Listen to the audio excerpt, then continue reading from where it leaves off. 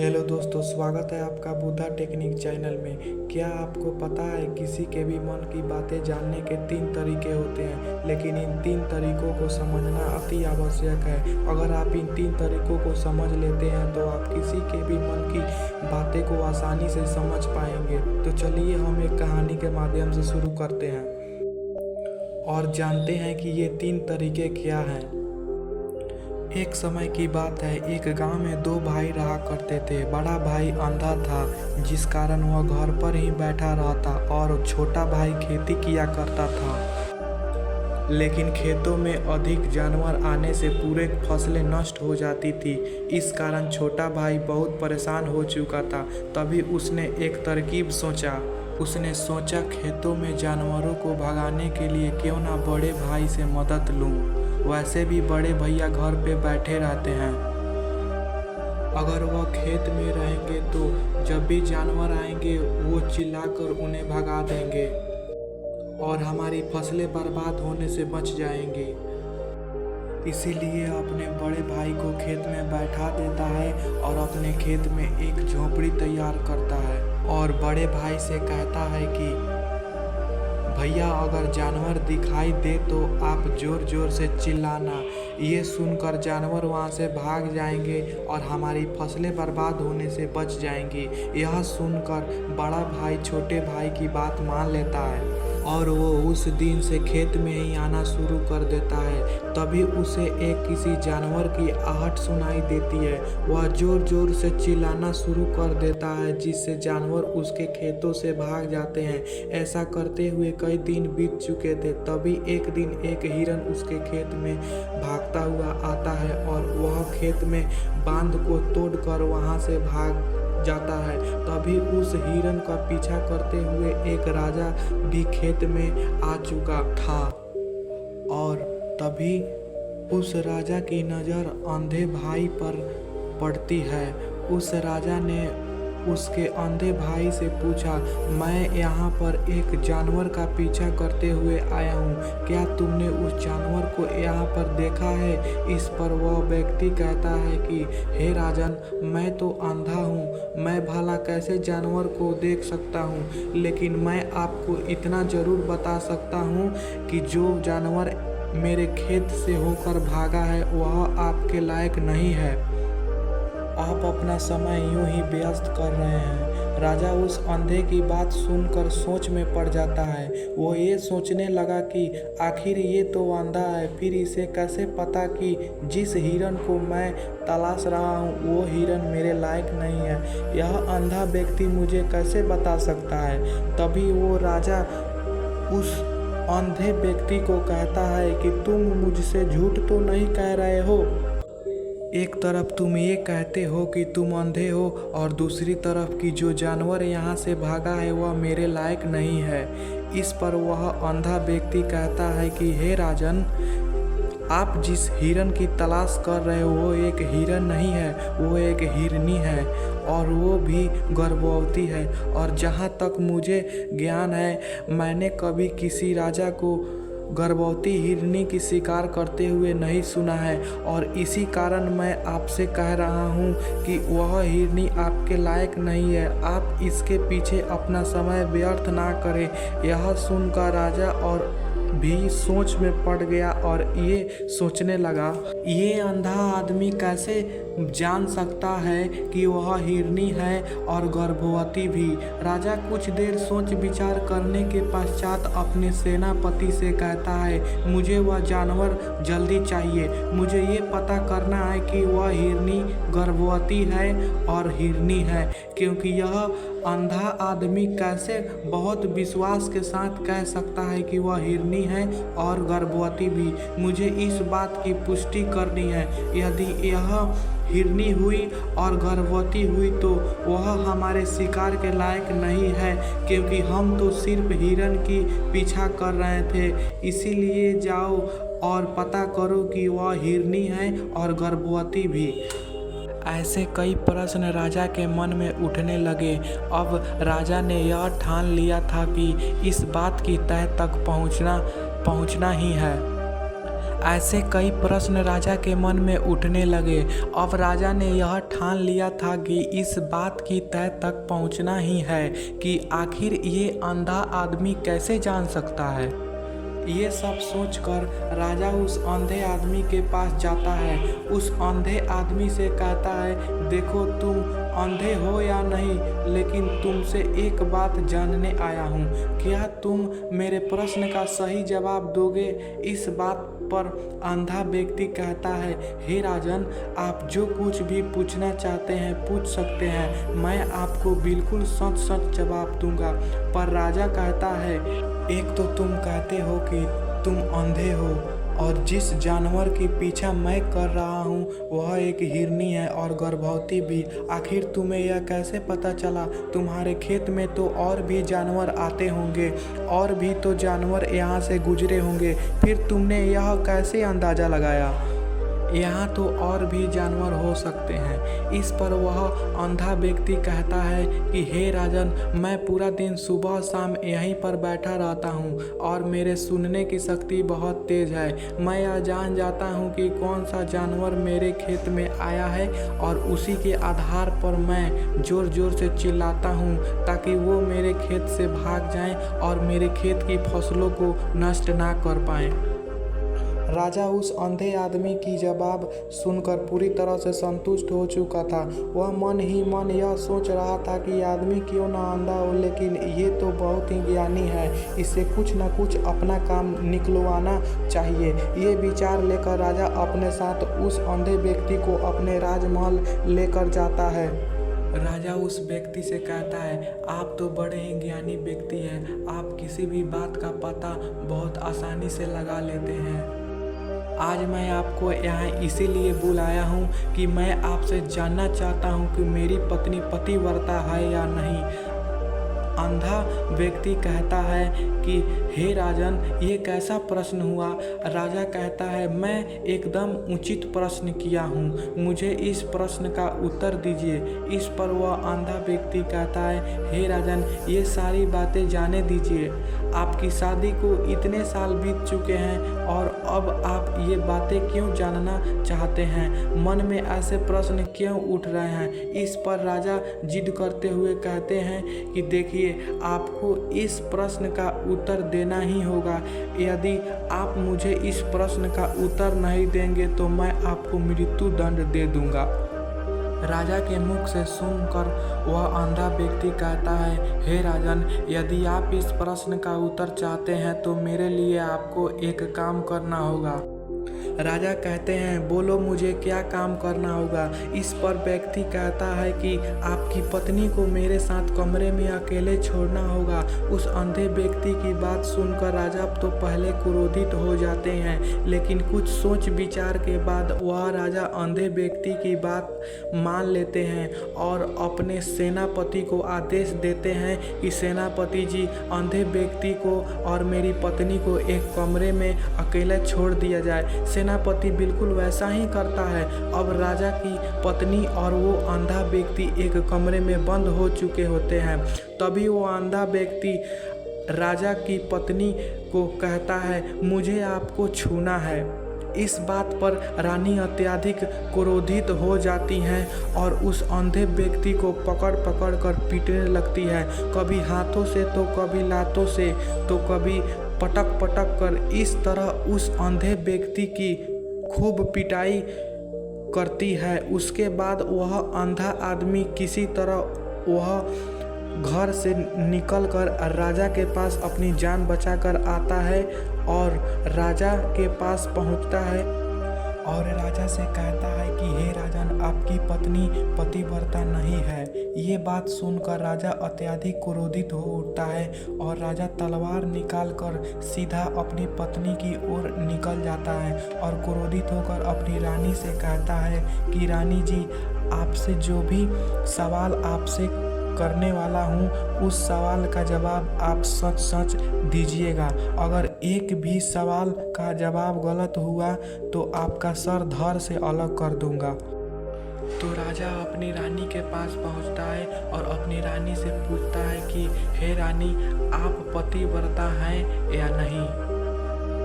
इस पर रानी कहती है कि हे राजन, भले ही मुझे आप जान से मरवा दीजिए, लेकिन मैं पतिव्रता नहीं हूँ। राजा यह सुनकर काफ़ी खुश होता है, क्योंकि वह अंधा आदमी जो भी कहा था वह सच हुआ।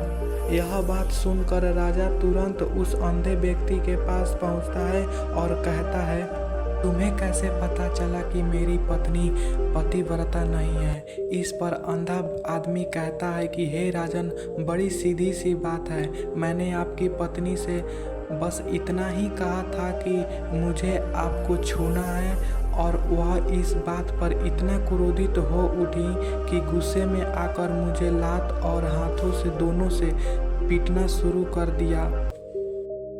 भला कोई और औरत किसी और मर्द को कैसे छू सकती है? लेकिन उन्होंने ना ही आव देखा ना ही ताव, और मुझ पर वह बरस पड़ी।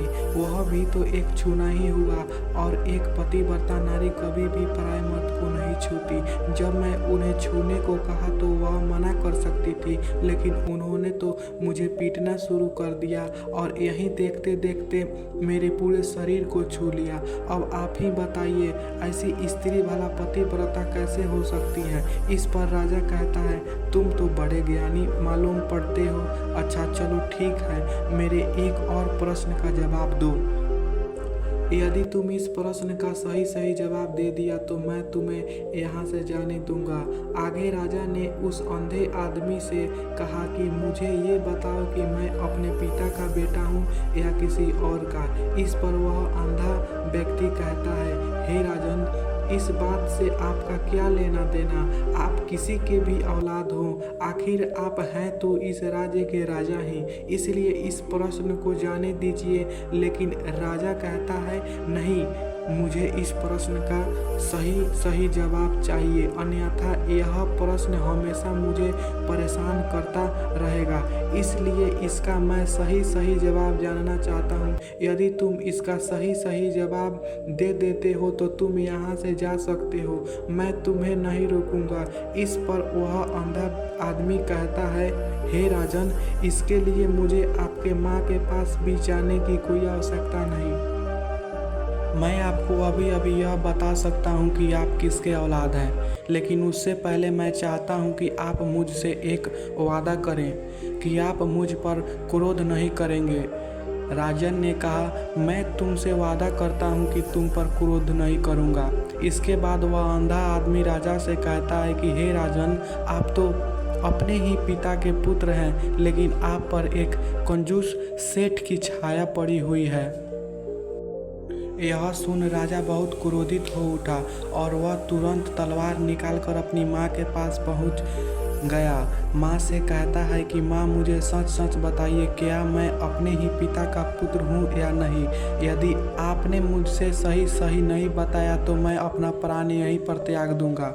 मुझसे बताओ, क्या सत्य है क्या झूठ? इस पर राजा की माँ ने बोली, बेटा, तू तो अपने ही पिता का पुत्र है, लेकिन तुम्हारे ऊपर एक कंजूस सेठ की छाया पड़ी हुई है। जब मैं एक बार नहाने के बाद अपना मुंह आईने में देख रही थी, तभी उस कांच के पीछे एक कंजूस सेठ नजर आता है, और उसी की छाया तुम पर पड़ी हुई है। यह सुन राजा बहुत खुश हो जाता है, और वह तुरंत दौड़ा दौड़ा उस अंधे आदमी के पास पहुंचता है, और उस अंधे आदमी से कहता है, तुम्हें ये कैसे पता चला कि मुझ पर एक कंजूस सेठ की छाया पड़ी हुई है?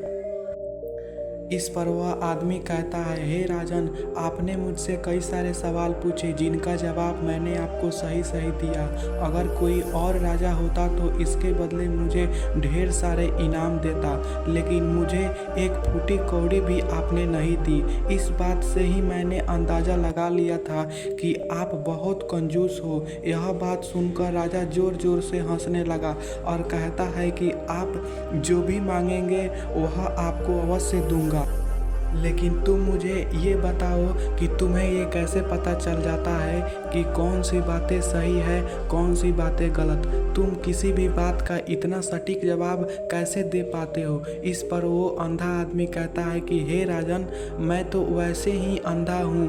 यदि मेरी आंखें होती तो किसी की भी मन की बातें बड़ी सरलता से जान लेता।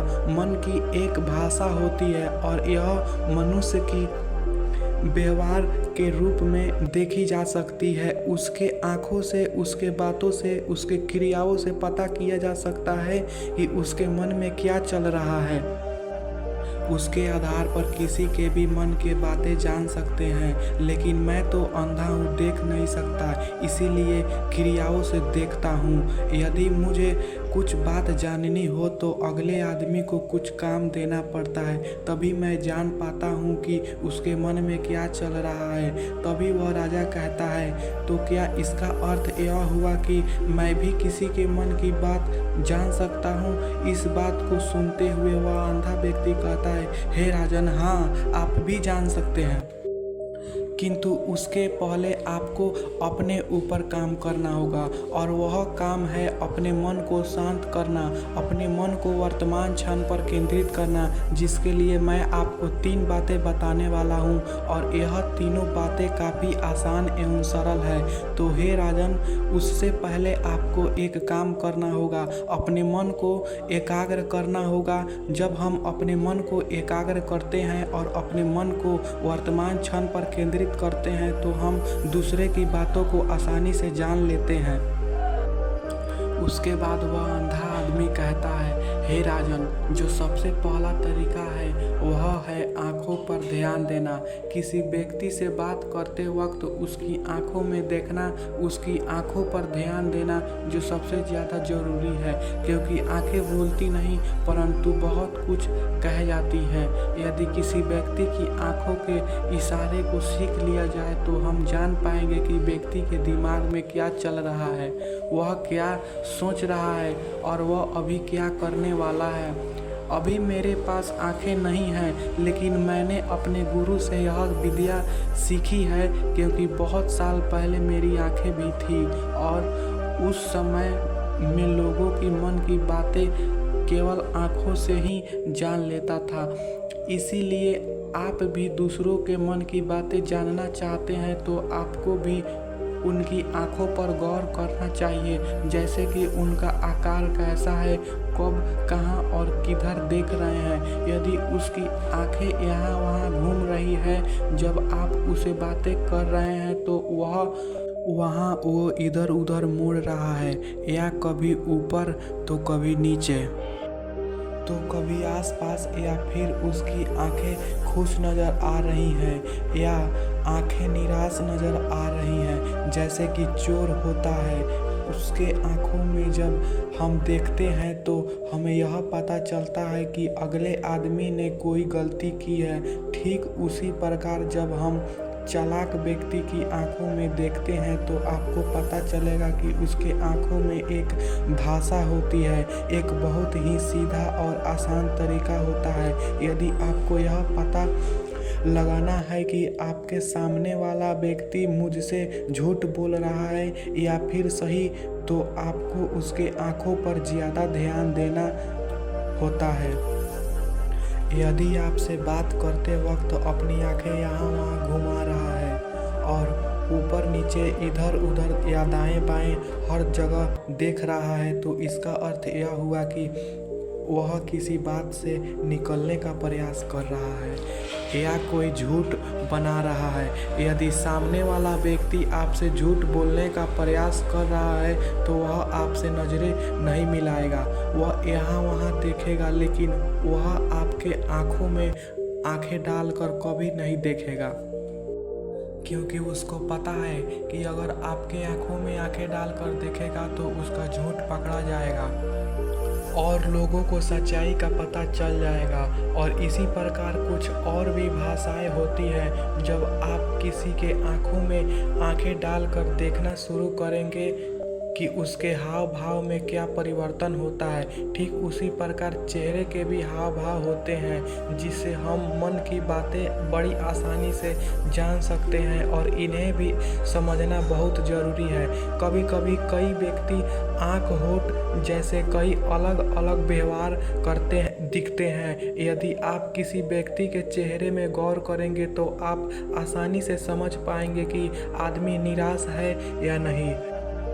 जब व्यक्ति बहुत निराश होता है या फिर बहुत सुखी होता है या फिर उसे बहुत बड़ा दुख हो या अपने अंदर क्या महसूस कर रहा है, ये सारी बातें उसके चेहरे से पता कर सकते हैं। फिर चाहे इंसान जुबान से बोले या ना बोले, आप उसके चेहरे से सब कुछ पता कर सकते हैं। आगे व्यक्ति राजा से तीसरा तरीका बताते हुए कहता है, हे राजन, इसी प्रकार तीसरी भाषा भी है, अर्थात तीसरी तरीका है, और वह यह है कि हाथों के इशारे और शरीर का व्यवहार एवं मन के बात समझने के लिए हाथों के इशारे एवं शरीर का व्यवहार को समझना बहुत ज़रूरी है। कोई व्यक्ति जब तक बात कर रहा है तो आपने देखा होगा कि अपने हाथों को हिलाते रहता है, अपने हाथों से इशारा करता रहता है, अर्थात जो इसके शरीर का व्यवहार है वह उसका भी पुराना प्रयोग करता है, जिससे हमें यह पता चलता है कि वह व्यक्ति हमारी बातों पर कितना ध्यान दे रहा है। शरीर के व्यवहार को देखने के लिए हाथ मटकाने, शरीर मटकाने और चेहरे पर बार बार हाथ लगाने, हाथों को एक दूसरे से मसलना, ऐसी बहुत सी क्रियाएं होती है, पर हमें ध्यान देना अति आवश्यक है। मन की बात को समझने के लिए हमें शरीर के व्यवहार को भी समझना पड़ता है। यदि इन तीन तरीकों को सही तरीकों से ध्यान देकर इन तीन तरीकों को अच्छे से समझ लेते हैं तो हम किसी भी व्यक्ति की मन की बातें काफ़ी सरलता से जान सकते हैं। इसीलिए आपको किसी की भी मन की बातें जाननी है तो आपको उसकी आँखों पर, चेहरे पर, उसके शरीर के हाव भाव को और उसके हाथों को ध्यान से देखना और समझना होगा, जिससे आप यह समझ पाएंगे कि उसके मन में क्या चल रहा है और वह क्या सोच रहा है।